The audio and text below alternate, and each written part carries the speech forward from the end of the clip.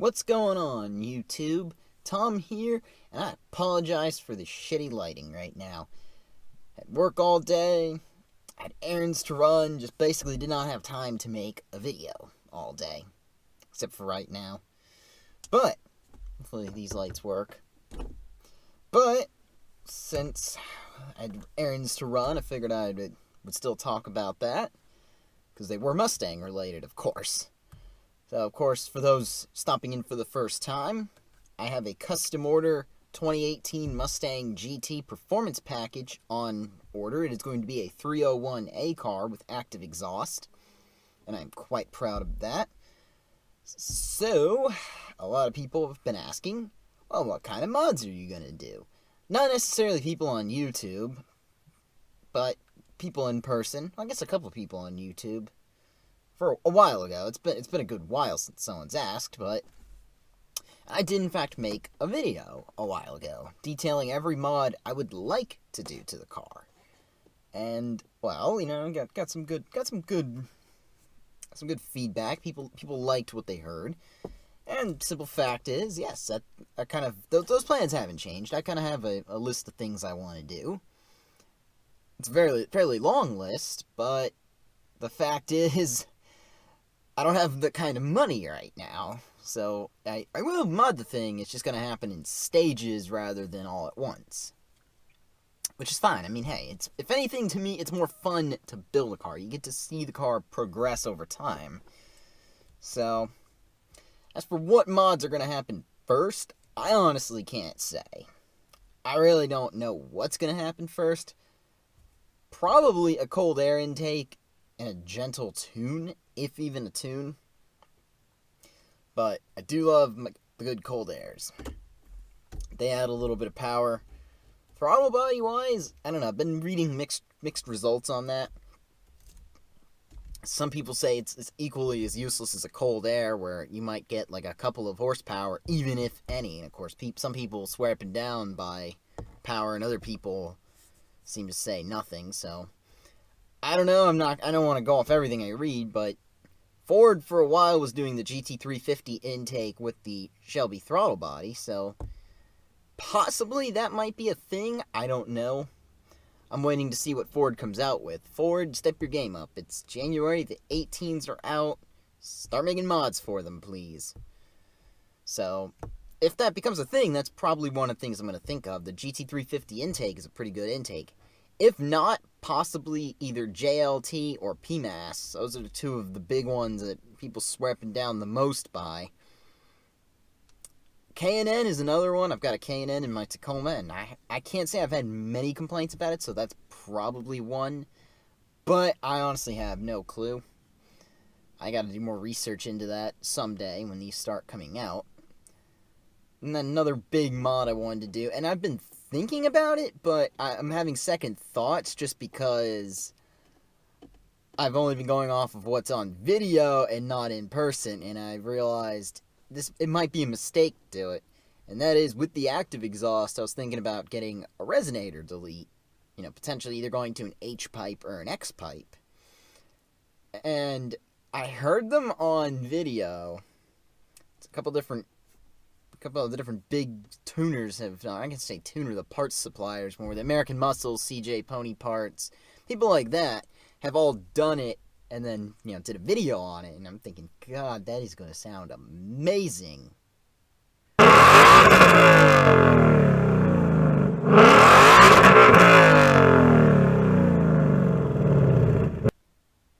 While they sound really nice, the problem is, I'm thinking just like anything else, it's going to be loud as frick, and that's the problem.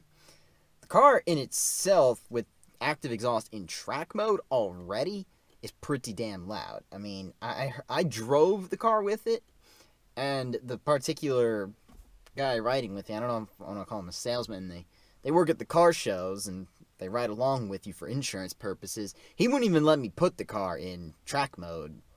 I kept trying to convince him to let me put the active exhaust in track mode because I wanted to hear it. But, oh my god, even normal mode was pretty damn loud. So, and the salesman who I'm going through to get my 2018. He told me specifically don't do it unless you've driven the car for a while. Get used to the sound and then determine if you want to do it. So that might not be a thing, but I don't know yet. But on the subject of exhaust, another big one, just because it actually is something that will add power, is a set of long tube headers.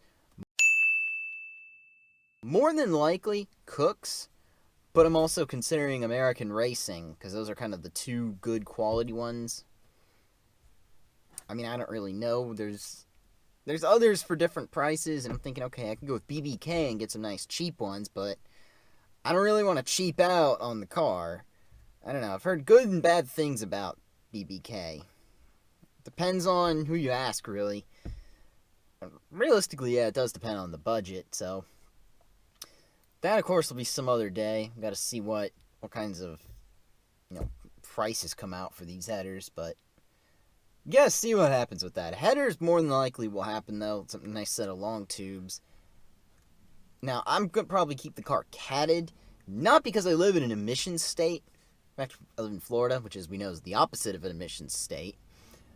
But I don't want to have to trick the ECU in the car to try to, have a false sense of security, when reality is you're not running a cat, and the ECU just never will run right because of that. You can trick it so the light doesn't come on, yes, but at the end of the day, I would rather go ahead and have a high flow cat than not have a cat and be tricking the ECU.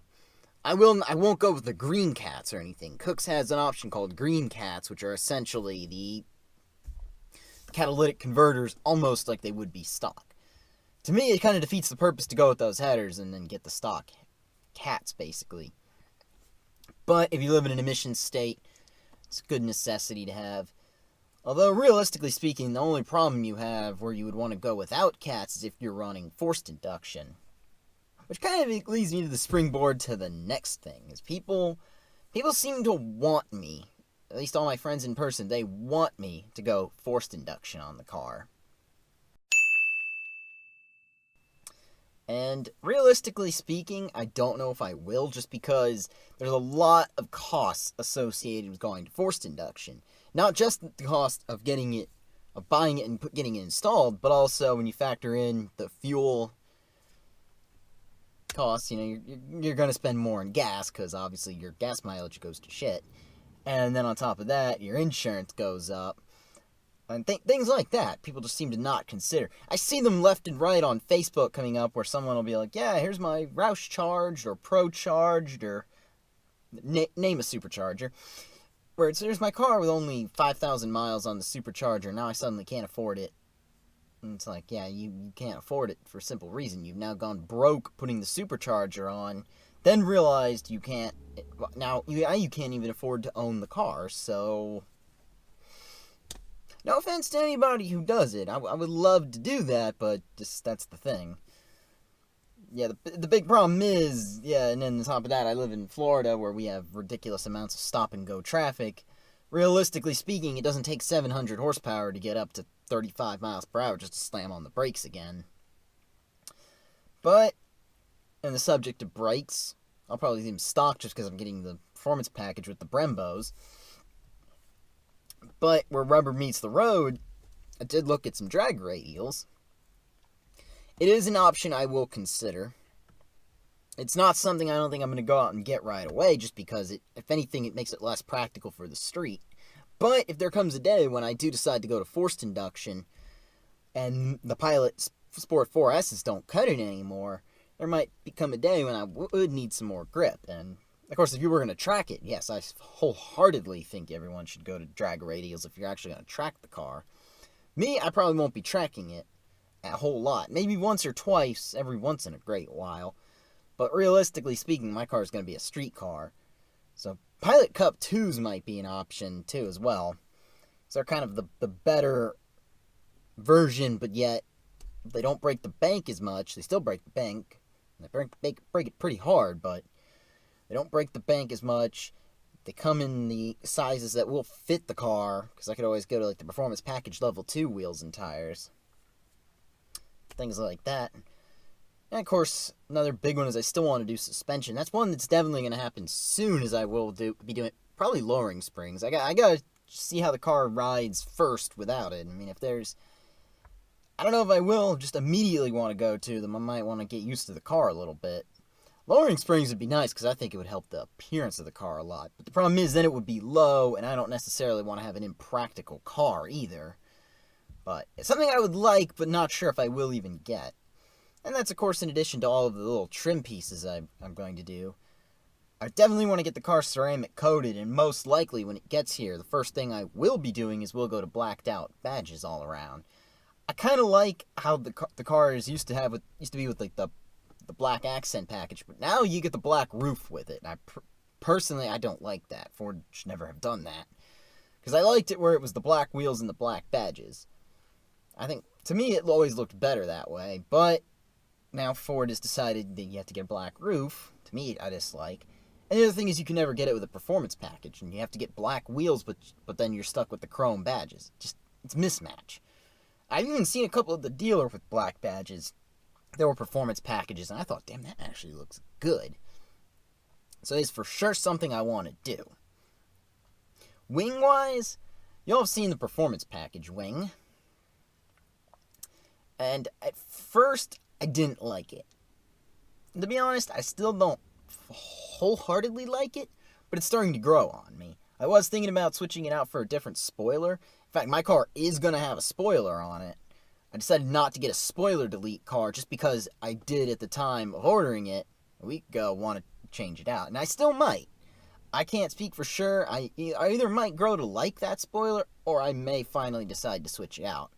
I don't know. I actually tried to get the dealer to just throw in the Shelby spoiler with the price of the car and they wouldn't do it. So I might end up having to have that one done. So we'll see. Oh, I got a bunch of mods planned for a car I don't even have yet. That's finances for you. But that's why I'm having to sit there and do all this stuff for the loan is... Gotta spend money. Gotta spend all this money I haven't even made yet. Oh well, what I've learned is next cars I get, no matter what it is, new, used, I don't care. It's gonna be paid cash. I'm not doing a loan again. I'm doing it solely to boost credit. But man, it's been a pain in the butt just getting approved for one. But anyway, this video will be posted. It will be Thursday when this gets posted. So hopefully the day of watching this video I will have the VIN number. If not, tomorrow, which will be Friday, I should have the VIN number. So that's the latest update. The loan is in progress, still getting approved. Hoping to get a VIN number soon. They said it takes a week, and I went in last Friday, and so hopefully this Friday I'll have it. I'll keep you all updated once again. I'll be probably checking the Ford custom order website compulsively for a while once I get this VIN number, but like I said, I will keep you all updated. Trying to be as transparent as possible. If y'all have any questions, comments, concerns, let me know in the comments section below. I want to hear from you if you have any mods you think I should be checking out on the car. Anyway, if you like this video, go ahead and leave a thumbs up. If you're stopping in for the first time, go ahead and subscribe. Once again, exciting Mustang content is coming when this car finally gets here in however many weeks. So anyway, take care. Have a good day.